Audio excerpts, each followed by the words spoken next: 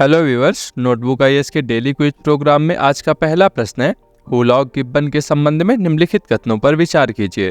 पहला है, ये वानरों की सभी प्रजातियों में सबसे छोटे और तेज गति वाले वानरों के रूप में जाने जाते हैं। दूसरा है, वे पूर्वोत्तर भारत, बांग्लादेश, म्यांमार और दक्षिणी चीन के जंगली इलाकों में पाए जाते हैं। और तीसरा है, भारत में पूर्वी हुलॉक गिब्बन और पश्चिमी हुलॉक गिब्बन पाए जाते हैं। आपको बताना है उपर्युक्त कथनों में से कितने कथन सही हैं। केवल एक, केवल दो, सभी तीन या फिर इनमें से कोई नहीं। इस प्रश्न का सही उत्तर है ऑप्शन सी।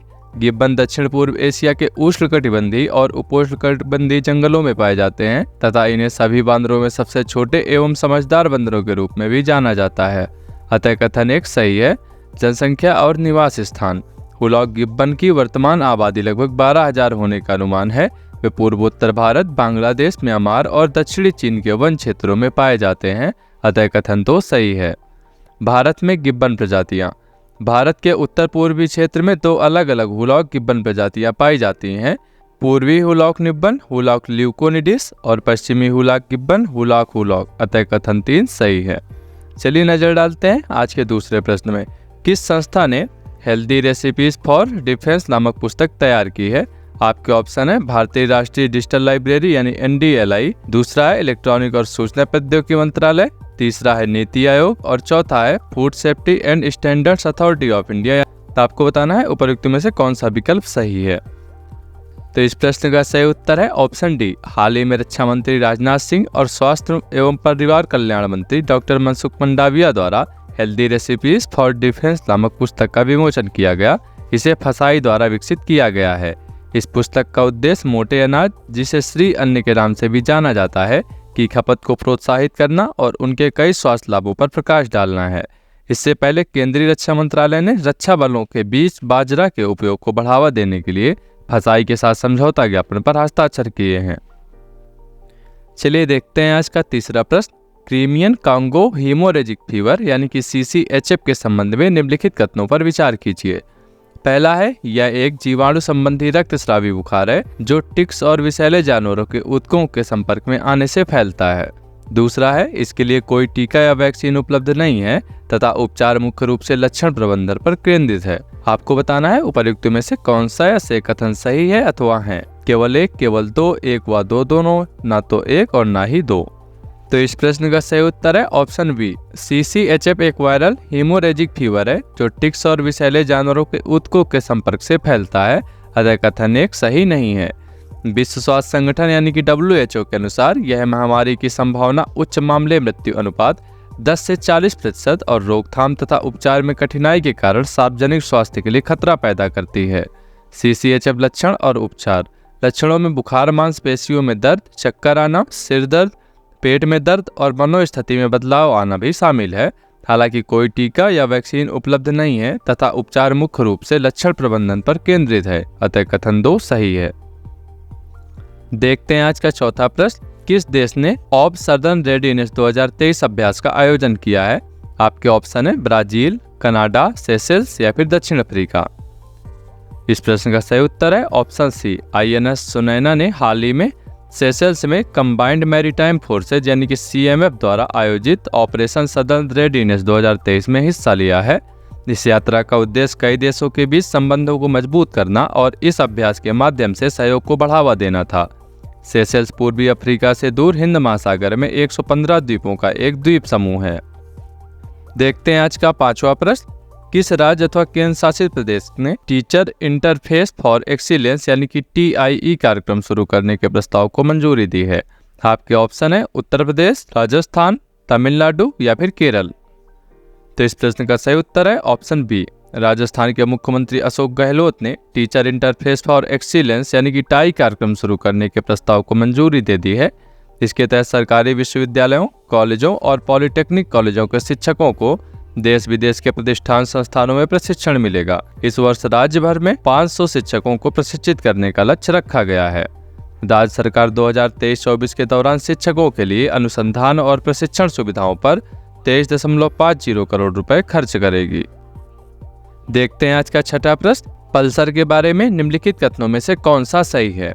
पहला है वे सफेद बौने हैं जो अपनी सतह से रेडियो तरंगे उत्सर्जित करते हैं। दूसरा है वे न्यूट्रॉन तारे हैं जो अपने चुंबकीय ध्रुवों से विद्युत चुंबकीय विकिरण उत्सर्जित करते हैं। तीसरा है वे ब्लैक होल हैं जो अपने घटना क्षितिज से एक्सरे उत्सर्जित करते हैं। और चौथा है वे सुपरनोवा अवशेष हैं जो अपने कोष से गामा किरणें उत्सर्जित करते हैं।